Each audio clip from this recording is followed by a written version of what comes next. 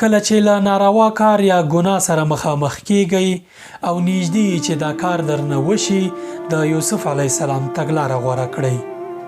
یوسف علیه السلام ته چې کله زلیخا وویل چې راځه یو بد کار را سره وکړه، هغه ورته وویل معاذ الله انه ربي احسن مثواي انه لا يفلح الظالمون.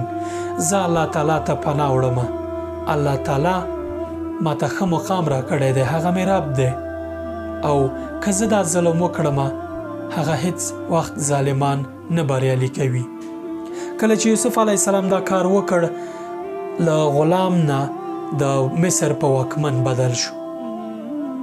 یوه ورځ د کاروان روان و او یوې وینځې ولیدو چې د له شانه او له دبدبې ډک کاروان روان دی، نو دا جمله یې ځان سره وویله: سبحان من جعل عبیدا ملوکا بطاعته.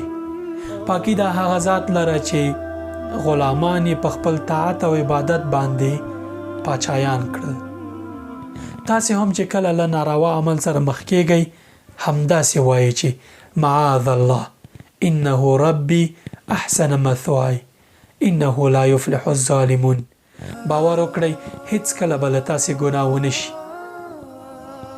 ځکه الله تعالی ته پناه وړئ. کله چې الله تعالی تاسې سره مرسته وکړي، له یوه غریب او بد حالت نه به مو د یوسف علیه السلام په شان د مصر واکمن کړي او لوړ مقام به درته درکړي. د ګناه د پرېښودو او د نیکو عملونو د ترسره کولو لپاره که په قرآن کریم کې همدا یو آیات وایي، بس و چې زړه پرې ډاډه کړئ.